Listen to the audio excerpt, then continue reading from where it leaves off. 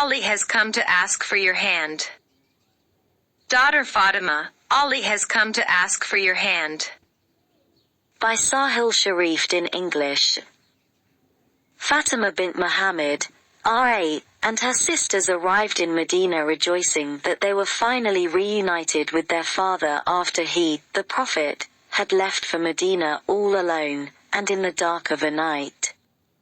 By this time, Fatima was a beautiful woman of 18, full of energy and passion, and with a personality that matched her father more than anyone else. This did not go unnoticed, and many men started to come forward to ask for her hand in marriage. First of all, Abu Bakr arrived, and he was kindly refused by the Prophet. Then came Umar, who was also kindly refused by the Prophet. Consequently, Umar went to Ali and suggested that he should ask for Fatima's R.A. hand. Ali was very much in love with her. However, Ali did not think that the Prophet would accept his proposal for his most beloved daughter, as he was very poor, and most importantly he had seen that the proposals of the two wealthy companions had already been rejected. However, Umar reminded him of his family relationship with the Prophet, and his position in Islam, and Ali was eventually convinced that he might have a shot. Ali's all confidence melted away when he finally entered the Prophet's house. He came inside, sat down and for a long time said nothing. "What is the matter, O son of Abu Talib?" said the Prophet. Ali was still too nervous to speak. The Prophet asked again, "What is on your mind, O son of Abu Talib?" Again Ali said nothing. "You have come to ask for Fatima's R.A. hand in marriage, am I right?" Ali nodded. The Prophet broke into a great smile, and went to Fatima and asked, "Daughter Fatima, Ali has come to ask for your hand in marriage, shall I say yes to him?" When she approved, he told Ali that they accepted his proposal. He then asked him if he had any dowry for her. Ali replied that he did not. "What about your shield?" asked the Prophet. "It is worth barely more than 400 dirhams, said Ali. "I accept it as a dowry," replied the Prophet. Ali sold his shield for 400 dirhams to Osman, and with the same money, the Prophet sent Bilal to buy some perfume for Fatima, R.A., and he told Salama to buy her some new dresses.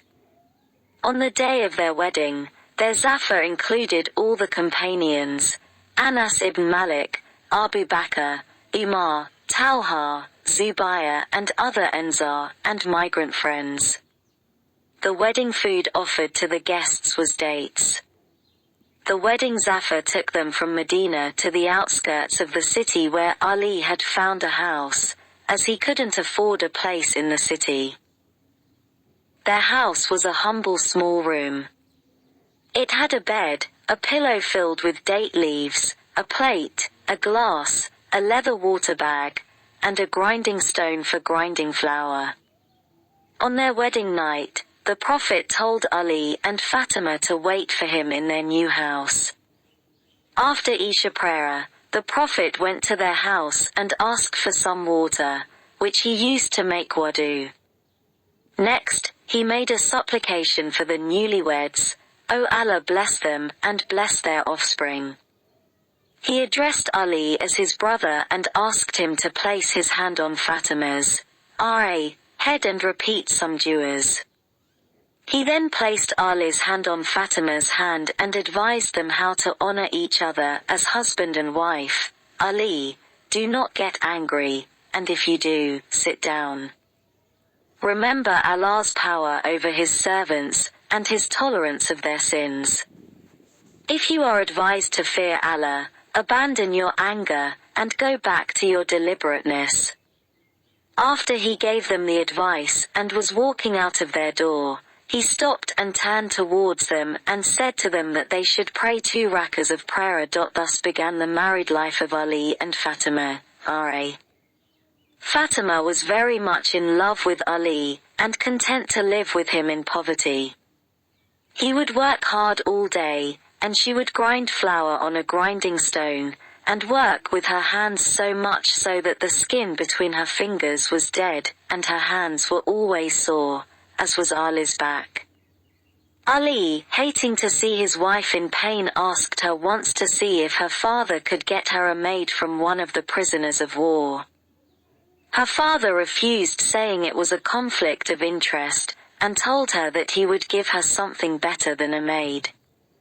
He told her to recite Subhanallah, Glory be to Allah, 33 times, Alhamdulillah, all praise be to Allah, 33 times, and Allahu Akbar, Allah is greatest, 33 times before going to sleep, and it would give them the energy and strength they needed for the upcoming day. Ali said that he did that every night before he went to sleep, even during battles, and it gave him unbelievable strength. At one point, Ali was thinking about marrying the daughter of Abu Jahl. This greatly upset Fatima, and the Prophet. It became such a big deal that the Prophet gave his Friday sermon about it. The Prophet used to say that he passed by the house of Ali and Fatima, and heard their laughter from far away. At one time, he was going to their house, and he heard them laughing loudly. He entered and asked what was so funny. Ali answered, Fatima, keeps saying that she is older than me, and I keep telling her that she is not. The Prophet said to Fatima that indeed Ali was 5 years older than her. I know, my beloved father, but I am just teasing Ali, she replied. Ali used to always recite romantic poetry to her, many times funny ones that would make her laugh. Their children were raised in a household that was full of so much love. Fatima, and Ali were very devoted to Islam, and integrated Islamic principles in their daily lives. One day, they were breaking their fast, when there was a knock on the door. Ali asked who it was, and the person replied, a poor, hungry man. Ali and Fatima, gave him all of their food and broke their fast with only bread and water. The next day, they were breaking their fast when there was another knock on the door. This time it was an orphan who was homeless and starving. Again Ali and Fatima, gave him all their food and broke their fast with bread and water. On the third day, at the knock on the door there was a captive. Once again Ali and Fatima, ate only bread and water as they gave all their food to the man. It was said that these 3 people were not human beings, but the angel Jibril, who was sent to test the patience of Ali and Fatima, It was also said that Jibril told Prophet Muhammad about this, and informed him that Ali and Fatima, will have a carriage of silver in paradise. Some scholars believe that it was this incident that caused the revelation of the verse. And they give food, in spite of their love for it, or the love of him, to the needy, the orphan, and the captive, saying, we feed you seeking Allah's countenance only. We wish for no reward or thanks from you. Holy Quran, 76, 8-9. Ali and Fatima were an amazing couple, and they had a beautiful married life that is an exemplary love story for us all. Alas! There is no boy like Ali, no girl like Fatima, and most importantly no father like Prophet Muhammad among the Muslims of today. Hence, there is no happy Muslim home as well.